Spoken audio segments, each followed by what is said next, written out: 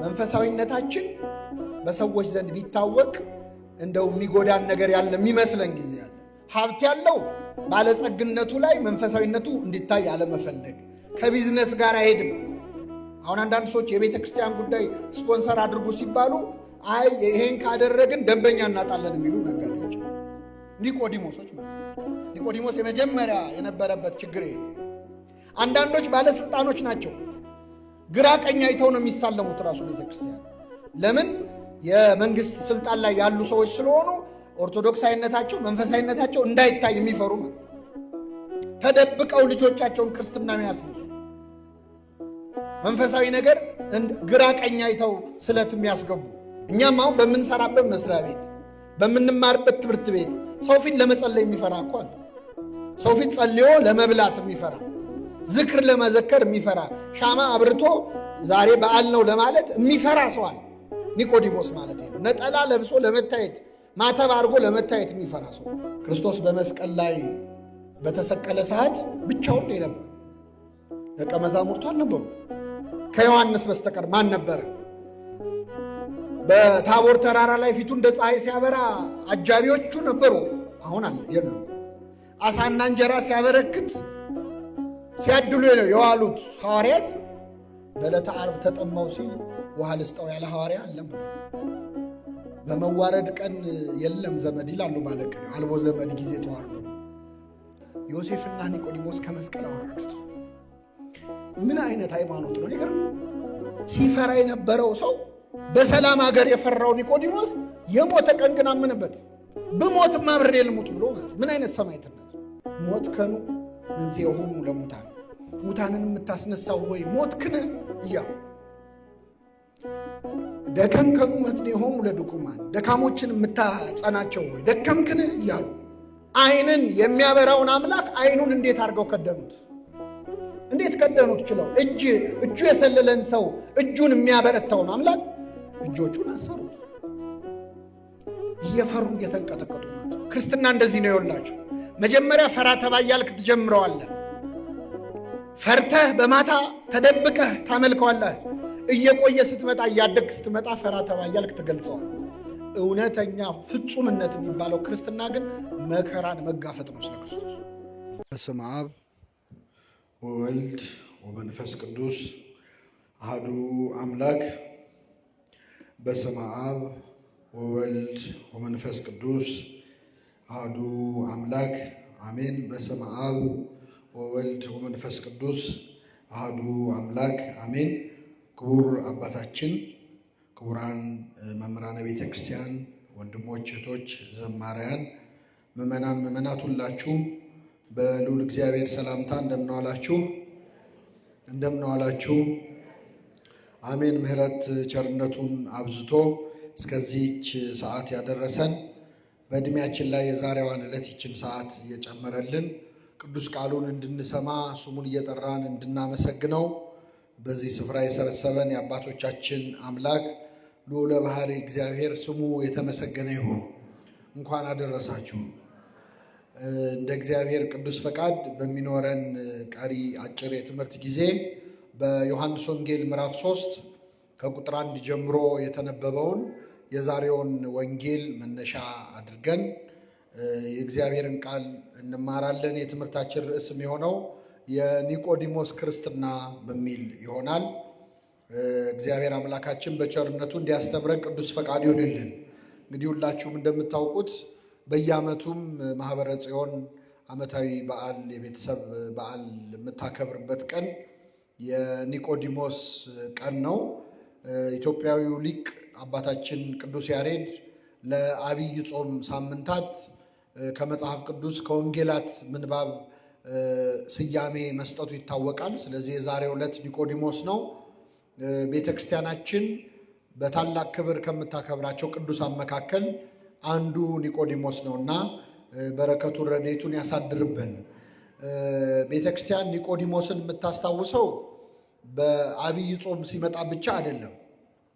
ከአብይ ጾም ሳምንታት ውጪ በካህናትም በምዕመናንም በየቀኑ የሚታወስበት ዕድል ያለው ቅዱስ ነው። እንደምታውቁት ከምእመናን ብጀምር ወደ ቤተ ክርስቲያን ስንገባ ሁልጊዜም ተሳልመን ነው አይደል የምንገባው። ስንሳለም በመጀመሪያ የቤተ ክርስቲያኑን ደፉን በግንባራችን ተደፍተን ሰግደን ከተሳለምን በኋላ ግራውንና ቀኙን እንሳለማለን።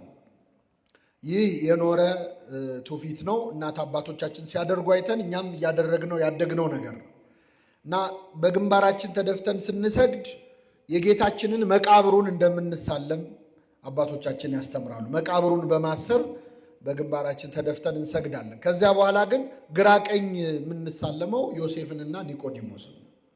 ስለዚህ እያንዳንዱ ኦርቶዶክሳዊ ምእመን በየዕለቱ ቤተክርስቲያን ሲሳለም ኒቆዲሞስን ያስታውሳል። አባቶቻችን ካህናት ደግሞ ተሰይመው በስርዓተ ቅዳሴ ሲቀድሱ ሰራኢው ካህን አብረዋቸው የሚቀድሱትን ንፍቁን ጨምረው የሚያደርጉት ጸሎት አለ። ይህ ጸሎት ምንድን ነው? እኔንና አብሮኝ ያለውን የሚራዳኝን ይህንን ካህን ስጋህን እንደገነዙ እንደ ዮሴፍና እንደ ኒቆዲሞስ አድርገን ይላሉ። ስለዚህ ቤተክርስቲያናችን በዘወትር ቅዳሴዋ ላይ በዘወትር ስርዓት አምልኮዋ ላይ ከምታስታውሳቸው ቅዱሳን መካከል ኒቆዲሞስ አንዱ ነው። ከኛ መሃል ኒቆዲሞስን ግን የሚዘክር እንደሌለ እርግጠኛ አይደለም። ብዙ ቅዱሳን እንዘክራለን። አንዳንድ በጣም ለጌታ ቅርብ የሆኑ ስራቸው ትልቅ የሆኑ ቅዱሳን የማይዘነጉ ይዘነጋሉ፣ የማይረሱ ይረሳሉ። እና ምናልባት ልጆቻችሁን ኒቆዲሞስ ያላችሁ ካላችሁ እሱም ዝክር ነው፣ ይታሰባል። ስም በልጆች መጥራት አንድ ነገር ነው፣ ግን እጅግ ሊታወስ ሊዘከር የሚገባው ቅዱስ ነው። የቅዱስ ኒቆዲሞስን በረከት ለሁላችን ያድርሰን። የኒቆዲሞስ ክርስትና በሚል ርዕስ ለአጭር ደቂቃ የዚህን ቅዱስ አባት የዚህን ቅዱስ የቤተ ክርስቲያን ጻድቅ ሰው ሕይወት በተለይ ደግሞ እንደ ማህበረ ጽዮን ባሉ መንፈሳውያን ማህበራት ውስጥ ለሚያገለግሉ ሰዎች ራሳቸውን የቱ ጋር ነው ያለሁት ብለው ለማየት የሚረዳ የሕይወት ታሪክ ያለው ሰው ስለሆነ ስለ ኒቆዲሞስ እንማራለን። እግዚአብሔር በቸርነቱ እንዲያስተምረን ቅዱስ ፈቃዱ ይሁንልን። የዮሐንስ ወንጌል ላይ ነው ኒቆዲሞስ ያለው። ከአራቱ ወንጌላት መካከል በሌላ በየትኛውም የወንጌል ክፍል ላይ ኒቆዲሞስ ስሙ ተነስቶ አያውቅም። ዮሐንስ ወንጌል ላይ ነው ኒቆዲሞስን የምናገኘው። የመጀመሪያ የምናገኘው የዮሐንስ ወንጌል ምዕራፍ 3 ላይ ነው። ሁለተኛ የምናገኘው የዮሐንስ ወንጌል ምዕራፍ 7 ላይ፣ ከዛ በመጨረሻ ደግሞ ምዕራፍ 19 ላይ እናገኘዋል። ስለዚህ ኒቆዲሞስ በዮሐንስ ወንጌል 3 ጊዜ ስሙ የተነሳ ታሪኩ የተጠቀሰ ጻድቅ ሰው ነው። የመጀመሪያውን ነው በዛሬው ዕለት በቅዳሴ መካከል የተነበበው ወንጌል ከፈሪሳውያን ወገን የአይሁድ አለቃ የሆነ ኒቆዲሞስ የሚባል አንድ ሰው ነበረ ብሎ የሚጀምረው የዮሐንስ ወንጌል ምዕራፍ 3 ከቁጥር 1 ላይ ያለው ቃል ዛሬ ተነቧል ማለት ነው። ከኔ ጋር ናችሁ? እግዚአብሔር ከሁላችን ጋር ይሁን። በነገራችን ላይ ይህንን ወንጌል አላነብላችሁም፣ ምክንያቱም በሕይወታችሁ ለመጀመሪያ ጊዜ የሰማችሁት ወንጌል የዮሐንስ ወንጌል ምዕራፍ 3 ነው። ሁላችሁም እዚህ ያላችሁ በምን አወክ ካላችሁ ክርስትና ስንነሳ የሚነበበው ወንጌል የዮሐንስ ወንጌል ምዕራፍ 3 ነው። ስለዚህ ምናልባት ያን ቀን ቢዚ ሆናችሁ አልሰማችሁ ይሆናል፣ ወይ ጡት እየጠባችሁ ወይ የረበሻችሁን። ግን ስጋችን ባትሰማ ምናችን ትሰማል? ነፍሳችን ትሰማለች። የኒቆዲሞስ ታሪክ ነው ቤተክርስቲያናችን ሁላችንንም ክርስትና ስታነሳ የዮሐንስ ወንጌል ምዕራፍ 3ን አንብባ። ክርስቶስ ጥምቀትን የመሰረተው አንድ በትምህርት ነው፣ ሁለተኛ በተግባር ነው። ስለዚህ በትምህርት የመሰረተበት የዮሐንስ ወንጌል ምዕራፍ 3 ላይ ያለው ተነቦ ነው ሁላችንም ክርስትና የተነሳ ነው።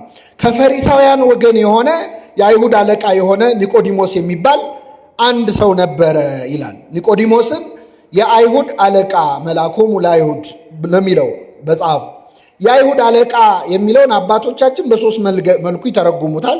ኒቆዲሞስ አንደኛ በስልጣን ባለስልጣን ነው፣ ሹመኛ የመንግስት በዛን ዘመን የነበረው የአይሁድ ሸንጎ የምክር ቤት አባል ነው፣ የፓርላማ አባል ነው ማለት ነው። ሁለተኛ ባለጸጋ ነው፣ ስልጣን ብቻ ሳይሆን ሀብት አለው፣ በጣም ባለጸጋ ሰው። ሶስተኛ ምሁር ነው፣ የተማረ ሰው ነው፣ ምሁር ኦሪት ነው። በወቅቱ የነበረውን ጉባኤ የተማረ መጽሐፍት ከጉባኤ ዋለ ምስጢር ያደላደለ በደንብ የተማረ ሰው ነው። ስለዚህ ሶስት ነገሮች ናቸው አለቃ የሚያሰኙት በሀብቱ በሹመቱና በትምህርቱ ነው። ኒቆዲሞስ ሶስት ማንነት አለው። ሀብትና ሹመት እና ትምህርት ብዙ ጊዜ አብረው አይመጡም። ከኔ ጋር ናቸው? ብዙ ሰዎች አሁን ሀብት ኖሯቸው ትምህርት አይኖራቸው፣ ትምህርት ኖሯቸው ደግሞ ሀብት አይኖራቸው። ብዙ ጊዜ ትምህርት ያላቸው ሰዎች ሀብቱ ላይ ይሳሳሉ። ትምህርት ሲያሳድዱ፣ እውቀት ሲያሳድዱ አንዱ ይጎላል። ሶስቱም ነገር በአንድ ሰው ላይ መገኘት በጣም ትልቅ እድል ነው። ኒቆዲሞስ ሀብት አለው፣ ሹመት አለው፣ ከዛ ደግሞ የተማረ ሰው ነው። ገንዘብ ብቻ አይደለም ያለው፣ እውቀትም አለው። በዛ ላይ ደግሞ ትልቅ የመንግስት ባለስልጣን ሆኖ የተማረ ላይሆን ይችላል። እየሰማችሁ ነው ወይስ ፖለቲካ ሆነባችሁ? የመንግስት ባለስልጣን ሆኖ ትልቅ ፓርላማ አባል ሆኖ ትልቅ ሹመኛ ሆኖ ግን ትምህርቱ ላይ ሳሳ ይላል። ገንዘቡ ሊኖረው ይችላል። እነዚህ ሶስት ነገሮች አብረው ይመጣሉ።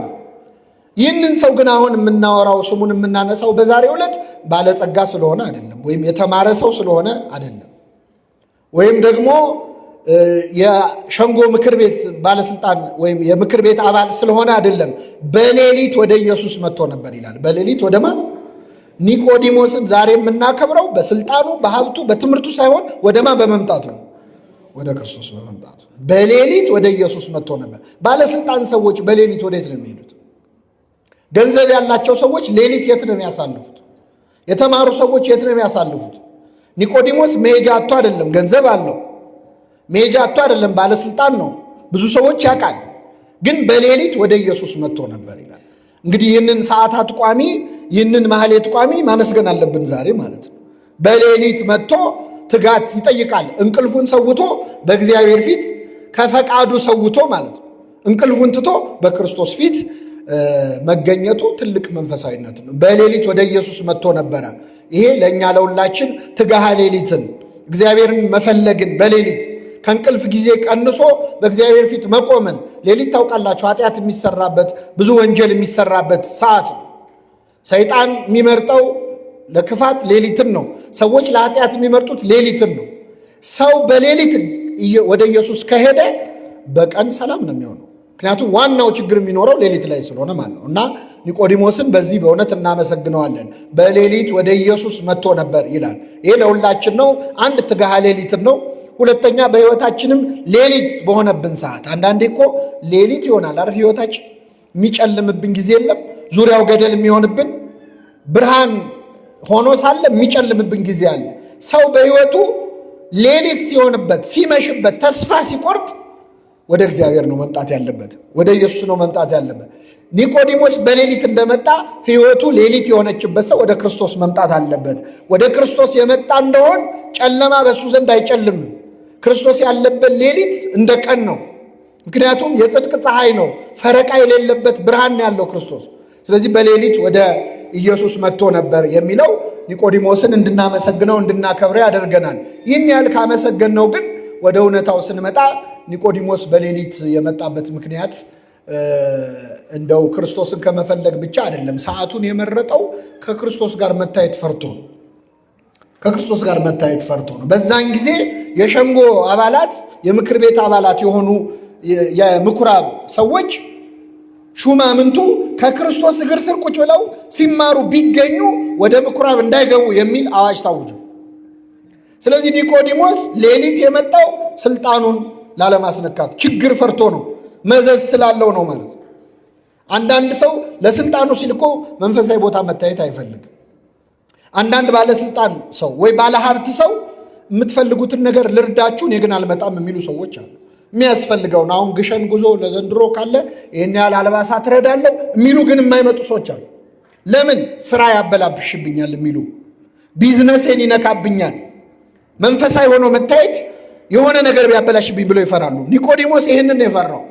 አንደኛ አይሁድ ያወጡትን ሕግ ፈራ፣ ለስልጣኑ ሳሳ። ሁለተኛ ቁጭ ብሎ ሲማር ደግሞ ከክርስቶስ እግር ስር ሲታይ እንዴ እስካሁን አልተማረም እንዴ ገና እየተማረ ቁጭ ብሎ እኛ ምሁር ስንለው ለካ ገና ይቀጥላል በሌሊት ሄዶ መባል አልፈለገም። አባቶቻችን ተከብሮ ያደርጋል ደንቆሮ ይላል። ሰው ሲከበር የመማር ዕድሉ እየጠበበ ነው የሚመጣው። ስለዚህ ከጌታ እግር ስር ቁጭ ብሎ መታየትም ስለፈራ በሌሊት ወደ ኢየሱስ መጣ ይላል። በማታ ማለት ነው። ማንም ሳያየው ግራ ቀኝ አይቶ ተመልካች አለ የለም ብሎ ወደ ጌታችን መጣ። መምህር ሆይ አንተ የምታደርጋቸውን ተአምራት እግዚአብሔር ከእርሱ ጋር ከሆነ ሰው በቀር ሊያደርግ የሚችል እንደሌለ ከእግዚአብሔር ተልከ መምህር ሆነህ እንደመጣህ እናምናለን አለ። ይህ ታሪክ እንግዲህ ዮሐንስ ወንጌል ምዕራፍ 3 ላይ ነው። ምዕራፍ 2 ላይ የቃና ዘገሊላን ታምር ክርስቶስ ፈጽሞ። ስለዚህ አንተ የምታደርገውን ታምር ሊፈጽም የሚችለው እግዚአብሔር ከእሱ ጋር የሆነ ሰው ነው አለ። ከኔ ጋር ናቸው። እግዚአብሔር ከእሱ ጋር የሆነ ሰው ነው እና ከእግዚአብሔር መምህር ሆነህ ተልከህ እንደመጣ እንደኛ እንደ አይሁድ መምህራን እንደ አይሁድ ረበናት መስመር አልፈ ሳይሆን ከእግዚአብሔር መምህር ሆነህ ተልከህ እንደመጣ እናምናለን እናውቃለን አለው። ራሱን ብቻ ሳይሆን ሌሎችም የሸንጎ አባላት አሉ በምስጢር ክርስቶስን የሚያምኑ እነሱን ወክሎ ማለት ነው። ይህን ሲለው መድኃኒታችን ኢየሱስ ክርስቶስ ሰው ዳግመኛ ካልተወለደ በቀር የእግዚአብሔርን መንግሥት ሊያይ አይችልም አለው። ጉድ እኮ ነው። ኒቆዲሞስ ምሁር ነው። ኒቆዲሞስ ባለጸጋ ነው። ኒቆዲሞስ ብዙ ነገር ያለው ሰው ነው። ክርስቶስ ጋር ግን ሲመጣ ገና መወለድ አለብህ አለው። አልተወለድክም። ሰው ዳግመኛ ካልተወለደ በቀር የእግዚአብሔር መንግሥት ምን አይልም። እኔን ስላመሰገንከኝ እንደው የምታገኘው ነገር ያለ እንዳይመስልህ። መምህራንን ስላደነቅ እንዳንተ ያለ የለም እግዚአብሔር ካንተ ጋር ነው ያለው ስላልከኝ አይደለም፣ ድጋሚ ልትወለድ ያስፈልግሃል አለው። ምስጢረ ጥምቀትን ማስተማር ጀመረ ክርስቶስ። ኒቆዲሞስ ግራ ገባው። ምን ማለት ነው? ሰው ከሸመገለ በኋላ ወደ እናቱ ማኅፀን ተመልሶ ሊገባ ይችላል? ከዛ ድጋሚ ሊወለድ ይችላል አለ። ጥሩ ጥያቄ ነው። ክርስቶስ መለሰለት። ሰው ከውሃና ከመንፈስ አለ። ድጋሚ መወለድ ያልኩት ከውሃና አባቶቻችን ሲያብራሩ ከአብራ ከመንፈስ ቅዱስ ከማኅፀነ ዮርዳኖስ ብለው ዮርዳኖስንና መንፈስ ቅዱስን እንደ አባትና እንደ እናት አድርገው መስለውታል። ስለዚህ ከአብራ ከመንፈስ ቅዱስ ከማኅፀነ ዮርዳኖስ ካልተጠመቀ ለማለት ከውሃና ከመንፈስ ቅዱስ ካልተጠመቀ የእግዚአብሔር መንግሥት ሊያይ አይችልም ብሎ ተረጎመለት ማለት ነው። ሲተረጉምለት ኒቆዲሞስ ሁለተኛ ጥያቄ ጠየቅ። ይህ እንዴት ሊሆን ይችላል አለ። እስኪ በሉ ይህ እንዴት ሊሆን ይችላል? የቅድሙ ጥያቄ ከእውቀት ማነስ ነው የጠየቀው። ሰው እንዴት ድጋሚ ከሸመገለ በኋላ ወደ እናቱ ማኅፀን ይገባል? ትክክለኛ ጥያቄ። ሁለተኛ የጠየቀው ጥያቄ ግን ጥርጣሬ ነው። እንዴት ሊሆን ይችላል? ተከራከረው ክርስቶስን። ይህን ጊዜ ክርስቶስ አንተ የአይሁድ መምህር ስትሆን ይህንን አታውቅምን አለው ይላል። ዓለም ልሞ ገሰጸው ይላሉ አባቶቻችን። አንተ ትልቅ ሰው አይደለ እንዴ? አንዳንድ ሰው አሁን እንደው መገሰጽ ከፈለጋችሁ እርሶ ስንት ነገር ያውቁ የለ እንዴ ብላችሁ ብትጀምሩ ይሰማሉ? አይሰሙ? ይሰማሉ። አሁን እኛ እኮ ችግራችን አነጋገራችን ሰው እንዳይሰማን አድርገን ነው የምንናገረው። በፍቅር ነው ክርስቶስ አከበረው።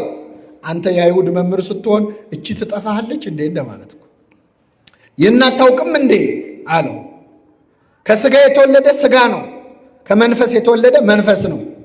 ነፋስ ወደ ወደደው ይነፍሳል፣ ከወዴት እንደመጣ ወዴትም እንደሚሄድ አታውቅም። እኔ ትወለዳለህ የምልህ የሥጋ ልደት አይደለም ነው፣ የመንፈስ ልደት ነው። ነፋስ ከየት እንደሚመጣ ወዴትም እንደሚሄድ አታውቅም። መንፈስ ቅዱስም ከየት እንደሚመጣ በማን ሰው ላይ እንደሚያድር አታውቅም አለው እና ምስጢረ ጥምቀትን ዘርዝሮ አስተማረው። ኒቆዲሞስ ባለጸጋ ነኝ፣ ባለስልጣን ነኝ፣ ምሁር ነኝ ብሎ መጥቶ እንዳልተወለደ ተነግሮት ሄደ ማለት ነው። ይህ የመጀመሪያው ኒቆዲሞስ ከክርስቶስ ጋር የቆየ ቆይታ ነው። ይህን ጊዜ ምን አይነት መሰላችሁ? በክርስትናችን የምናፍርበት ጊዜ ማለት ነው። መንፈሳዊነታችን በሰዎች ዘንድ ቢታወቅ እንደው የሚጎዳን ነገር ያለ የሚመስለን ጊዜ አለ። ሀብት ያለው ባለጸግነቱ ላይ መንፈሳዊነቱ እንዲታይ አለመፈለግ፣ ከቢዝነስ ጋር አይሄድም። አሁን አንዳንድ ሰዎች የቤተ ክርስቲያን ጉዳይ ስፖንሰር አድርጉ ሲባሉ አይ ይሄን ካደረግን ደንበኛ እናጣለን የሚሉ ነጋዴዎች አሉ። ኒቆዲሞሶች ማለት ነው። ኒቆዲሞስ የመጀመሪያ የነበረበት ችግር ይሄ ነው። አንዳንዶች ባለስልጣኖች ናቸው፣ ግራ ቀኝ አይተው ነው የሚሳለሙት ራሱ ቤተ ክርስቲያን። ለምን? የመንግስት ስልጣን ላይ ያሉ ሰዎች ስለሆኑ ኦርቶዶክሳዊነታቸው መንፈሳዊነታቸው እንዳይታይ የሚፈሩ ማለት ተደብቀው ልጆቻቸውን ክርስትና የሚያስነሱ መንፈሳዊ ነገር ግራ ቀኝ አይተው ስለት የሚያስገቡ ስሜን እግዚአብሔር ያውቀዋል የሚሉ እሱ ያውቀዋል፣ ግን እኛም ማወቅ እንፈልጋለን ስማቸውን አይደል? እንደ ኒቆዲሞስ የሚያፍሩበት ሰዎች አሉ። ይሄ ሁላችንም የግድ ባለስልጣንም ባለጸጋም ምሁርም መሆን አንዳንድ የተማረ ሰው ቤተ ክርስቲያን አካባቢ መታየት እንደው አለማወቅ እንደው ዝቅ ያለ እንዳያስመስለው የሚጠነቀቃል። ኒቆዲሞስ ይሄን የተፈታተነው እኛም አሁን በምንሰራበት መስሪያ ቤት በምንማርበት ትምህርት ቤት ሰው ፊት ለመጸለይ የሚፈራ እኮ አለ። ሰው ፊት ጸልዮ ለመብላት የሚፈራ፣ ዝክር ለመዘከር የሚፈራ፣ ሻማ አብርቶ ዛሬ በዓል ነው ለማለት የሚፈራ ሰው አለ።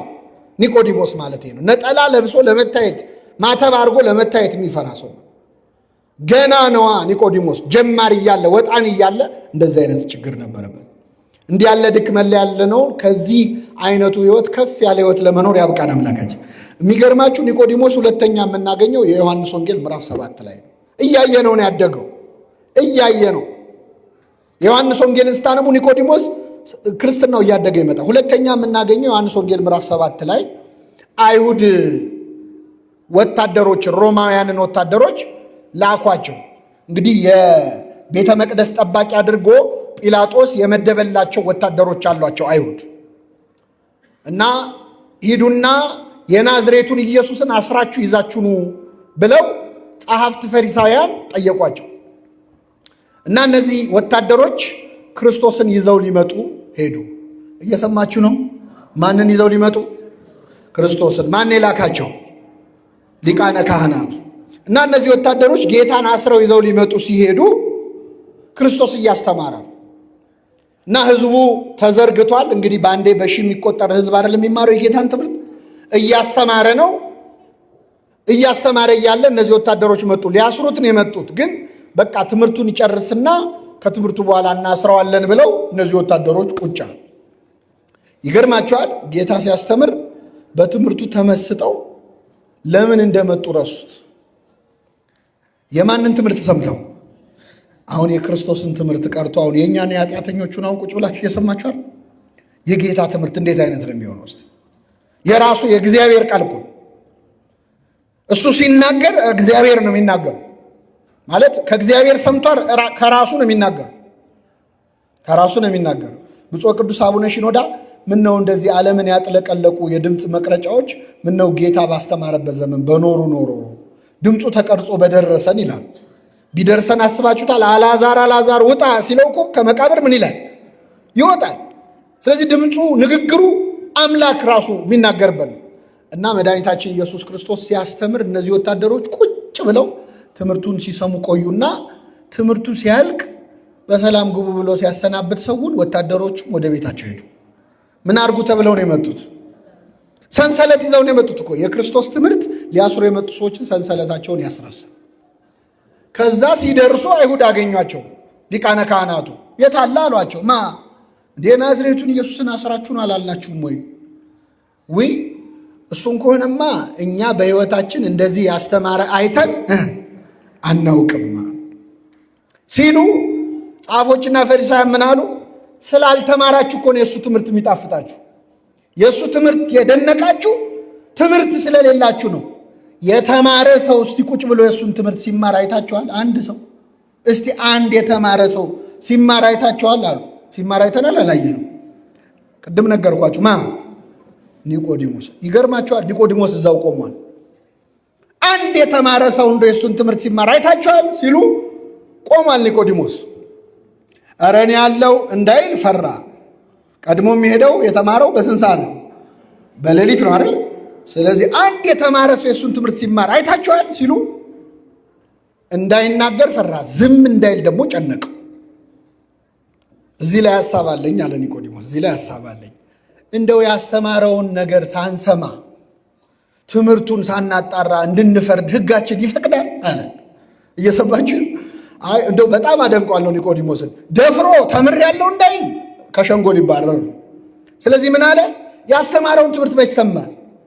እንዲህ ሕጋችን ዝም ብሎ መፍረድ ይፈቅዳል ወይ አለ ሲል አሁን አንተ ያልተማርክ ሰውን እንዳይሉ ኒቆዲሞስ ነው ሰውየው። ከዛ አይሁድ ምን አሉ? እንዴ ከናዝሬት ደግሞ መልካም ይወጣል ወይ? ነቢይ ከናዝሬት ይነሳል ወይ? ምን ማለት ነው አሉት። በቃ መጽሐፍ እንመርምር ሁላችንም ተባብለው ስብሰባው ተበተነ ማለት ነው። ኒቆዲሞስ ፈራ ተባ እያለ ስብሰባው ምን አደረገው? በተን። ይኸውላችሁ ስለ ሃይማኖታችሁ መመስከር ቢያቅታችሁ ስብሰባ መበተን እንዴት ያቅታችሁ? አሁን አንዳንድ መስሪያ ቤት አንዳንድ ሰዎች ብጥብጥ ያደርጉናል አይደለ? በሃይማኖት ጉዳይ በማያውቁ ጉዳይ ስለ ቤተ ክርስቲያን ሲናገሩ ከቻላችሁ መልስ ስጡ፣ ካልቻላችሁ ደግሞ ይሄ እኮ የሥራ ቦታ ነው ማለት አትችሉም። ስብሰባውን ለመበተን ማለት ነው።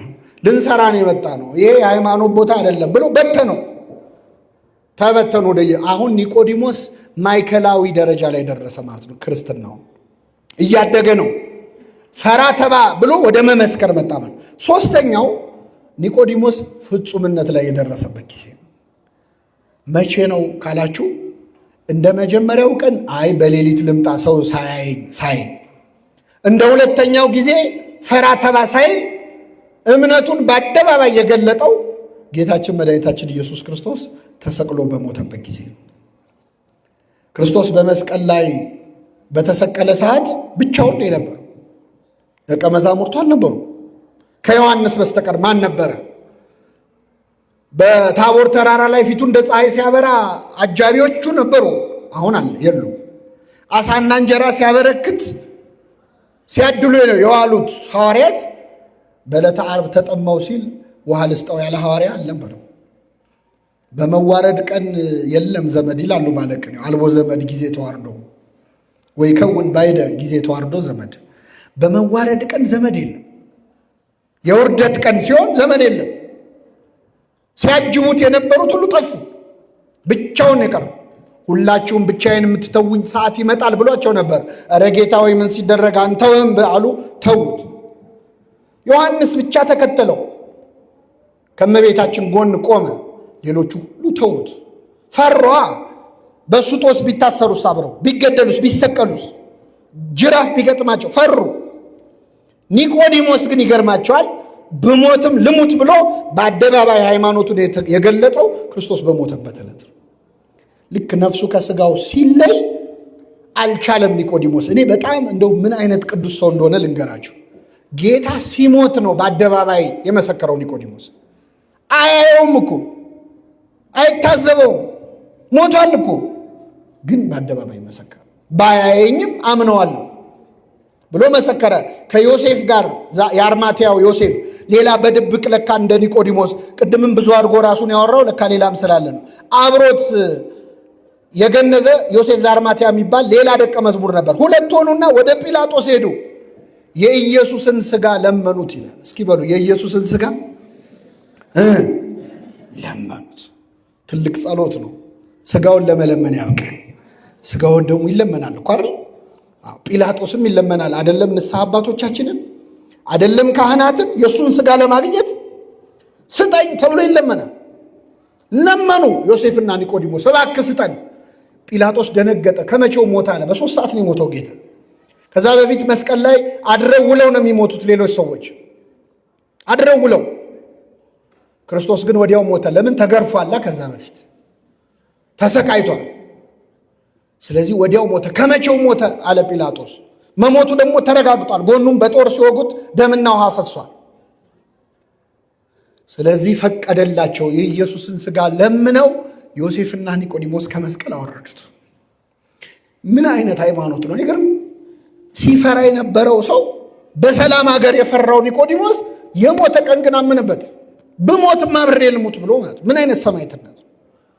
ምን አይነት ድፍረት ነው! ሐዋርያት እንኳን በዋለበት የዋሉ ባደረበት ያደሩ ተአምር እስከ መፈጸም ጸጋ የተሰጣቸው አጋንንት ያወጡት ብንትን ብለው ሲጠፉ፣ ኒቆዲሞስ ግን ዛሬ እንኳን አልክድህም አለ። ዛሬ አላፍርብህም፣ በአደባባይ እርቃንህን በተሰቀልክ ቀን አላፍርብህም። ከመስቀሉ አውርደው ክርስቶስን ገነዙት ይላል። ሞትከኑ መንሥኤሆሙ ለሙታን፣ ሙታንን የምታስነሳው ሆይ ሞትክን እያሉ ደከምከኑ መትኔሆሙ ለድኩማን፣ ደካሞችን የምታጸናቸው ሆይ ደከምክን እያሉ። ይህ ጊዜ ጌታ በመላእክቱ ይላሉ፣ በእኛ ትርጓሜ በመለኮቱ ይላል፣ ለምን እንደ ሩቅ ብእሲ እንዲህ ትገንዛላችሁ ተብለው ተገስጸው ቅዱስ እግዚአብሔር ቅዱስ ኃያል ቅዱስ ሕያው ዘኢይመውት የማይሞት እያሉ ዛሬ ኪዳን የምናደርስበትን ዓለም አቀፍ ጸሎት ዮሴፍና ኒቆዲሞስ እየጸለዩ ገነዙት። አምላክን መገነዝ እንዴት አይነት ክብር ነው! ክርስቶስን መገነዝ፣ ዓይንን የሚያበራውን አምላክ ዓይኑን እንዴት አድርገው ከደኑት! እንዴት ከደኑት ችለው! እጁ የሰለለን ሰው እጁን የሚያበረታውን አምላክ እጆቹን አሰሩት።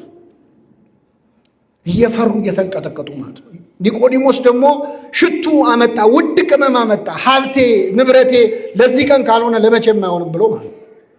ለመጨረሻ ቀን የሬት ቅልቅል ስጋው እንዳይበላሽ የሚያደርግ ከሰውነቱ የሚቀባ ሽቱ አመጣ። ያቺ ሴት እኮ ንስሐ ስትገባ አምጥታ እግሩ ላይ አፈሳ ነበራል። ኒቆዲሞስ ሌላ ቀን ያፈረውን አካካሰው ውድ ሽቶ አመጣ ለክርስቶስ በሞተበት ዕለት አመጡ፣ አጠቡና ገነዙት። ቅዱስ እግዚአብሔር ቅዱስ ኃያል ቅዱስ ሕያው የማይሞት እያሉ እና ኒቆዲሞስ ሃይማኖቱን ገለጠ። እንዴት አይነት ጸጋ ነው! ክርስትና እንደዚህ ነው ይወላችሁ። መጀመሪያ ፈራ ተባ እያልክ ትጀምረዋለህ። ፈርተህ በማታ ተደብቀህ ታመልከዋለህ። እየቆየ ስትመጣ እያደግክ ስትመጣ ፈራ ተባ እያልክ ትገልጸዋል። እውነተኛ ፍጹምነት የሚባለው ክርስትና ግን መከራን መጋፈጥ ነው። ስለ ክርስቶስ መከራን መጋፈጥ። በአዲስ መቃብር ቀበሩት። ዮሴፍ የተባለው ሰው ከኒቆዲሞስ ጋር የነበረው አዲስ መቃብር ነበረው ለቤተሰቡ የሰራው። ይቅርብኝ ብሎ እዛው የአትክልት ስፍራ መሃል ያለ መቃብር ውስጥ አዲስ መቃብር ውስጥ ክርስቶስን ቀበሩት። ኒቆዲሞስ እያየ ነው አምላክን ለመገነዝ በቃ በረከቱን ያሳድርብህ። አሁን ዛሬ ካህናቱ ሲፈትቱ ስጋውና ደሙን እነሱን አድርገን እያሉ ነው የሚለምኑት። ስጋህን እንደገነዙ እንደ ዮሴፍና እንደ ኒቆዲሞስ አድርገን። ትልቅ በረከት ነዋ፣ ትልቅ ጸጋ ነው። እነሱን መሆን ምንኛ መታደል ነው። ቅዱስ ዮሐንስ አፈወርቅ እንደ ዮሴፍና እንደ ኒቆዲሞስ መሆን ትፈልጋላችሁ ወይ ይላል። መገነዝ ትፈልጋላችሁ ወይ? ክርስቶስን ብታገኙት በዚያን ጊዜ ተገነዙት ነበር? አዎ እንደው ምነው በኖርኩ ኖሮ ትሉኝ ከሆነ ግድ የለም፣ አሁንም ማድረግ ትችላላችሁ። ክርስቶስ ድሃ ሆኖ ወድቆ ታገኙታላችሁ፣ ሂዱና ልብሱት። ራቁቱን ሆኖ ታገኙታላችሁ። ለድሆች ካደረጋችሁት ለክርስቶስ እንዳደረጋችሁት። የሚገርማቸው ቅዱስ ኤፍሬም ሶርያዊ ሌሊት ይወጣና በሶርያ ከተማ እየዞረ የወደቀ የሞተ ድሃ ካለ ይፈልጋል። ሬሳ ሲያገኝ ጌታዬን ልገንዘው ነው ይላል። ጌታዬን ዛሬ ልገንዘው ነው ይላል። በክብር አጥቦ ገንዞ አልብሶ ጌታውን የገነዘ ያህል ደስ ይለው ነበር ይላል። ስለዚህ ለድሆች ካረጋችሁት ለእኔ እንዳረጋችሁት ነው ብሏል ጌታ። እና ኒቆዲሞስ ከወጣኒነት ወደ ማዕከላዊነት፣ ከማዕከላዊነት ወደ ፍጹምነት የበቃ ክርስትና ነው ያለው። ከኃይል ወደ ኃይል የሕግ መምህር በረከት ይሰጣል። ወይ ሐውር እምኃይል ውስተ ኃይል፣ ከኃይል ወደ ኃይል ምን ይላል ይሄዳል ተብሏል። ስለዚህ እያየ ነው ከኃይል ወደ ኃይል የሄደ ቅዱስ ነው ኒቆዲሞስ። በረከቱን ያሳድርብን። የሰማነውን በልቡናችን ጽላት ይጻፍልን።